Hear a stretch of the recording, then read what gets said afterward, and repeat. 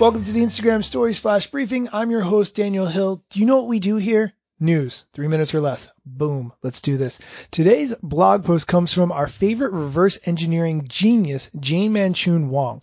Now, normally Jane Manchun Wong tweets out findings that she's uncovered within the Instagram app, as well as Snapchat, Twitter, and other apps.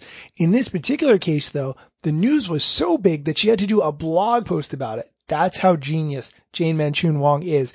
Let's get into it. The title, Instagram revamps Boomerang, creates layout for stories, and more. Instagram has been improving its story camera UI to provide a better experience. At F8 2019, which is Facebook's developer conference, Instagram announced they will gradually roll out a new story camera UI, but they did not stop there. Jane Manchun Wong came across a few unreleased features by looking into the code underneath Instagram's Android app. She breaks it down. First, Instagram has been providing different varieties of story camera modes. To visually differentiate between one mode and another, Instagram has started adding a unique set of gradients for each icon. And she has the examples of the icons, which look much different than the ones you see today. The new icons will be available in the upcoming redesign of the story camera UI. Then she goes on to the revamped Boomerang for stories. Since 2016, Boomerang has been turning everyday moments into something fun.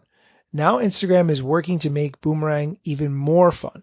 There are different modes that Instagram is testing. Number one is the classic, the one that we all know and love already. Second is the hold, where there's a pause at the end of each loop. The third kind is dynamic, where there are wiggles at the end of each loop. The fourth is slow motion, just like classic, but slower. Duo, slightly slower than classic, but not much different otherwise. And Duo again, which is slightly faster than the classic. What's really funny about this is how she went to the effort to show what those actual differences are by making a little web-based emulation using a dinosaur. And at the bottom are different buttons that you can push to explain which Boomerang does what and how it affects the dinosaur. It's actually hilarious. Really well worth the few minutes to play with this emulation app. She continues on that Instagram has been working on bringing layout to stories. Users are provided several grid layouts to work with. Users could add photos to the layout from the camera or from the camera roll. And she gives an example by creating a web-based emulation of the new layout for stories.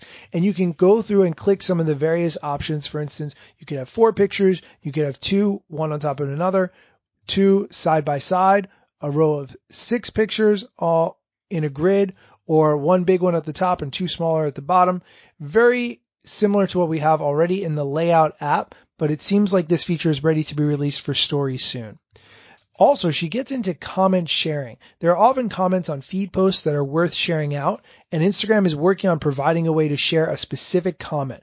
I see this being huge for celebrity comments because celebrities comment on each other's posts, and sometimes those are the funniest parts of Instagram. So I think that's a really important thing.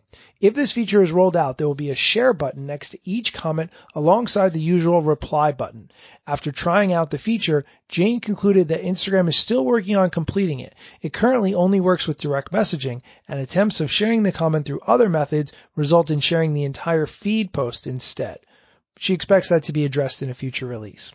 The last thing she talks about are notification filters. Since the beginning, notifications on the Activity tab have been blended into one single stream, but sometimes that can get really cluttered, especially if you have a lot of followers and comments and likes. However, Instagram is working on notification filters in the Activity tab to only show the specific category of notifications. So this way you could sort by, for instance, only when people started following you or only likes and so forth. The last feature she mentions is adding in-app and website settings.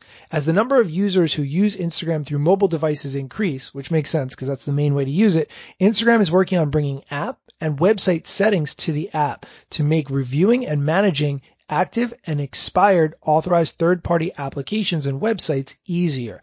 And that makes sense because if you give permission to a particular app, you want to be able to revoke that permission at any time in case something sketchy is going on. And that is something we have seen in the past.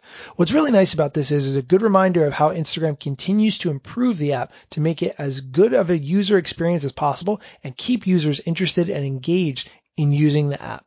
That's it for today's Flash Briefing. Thanks for listening.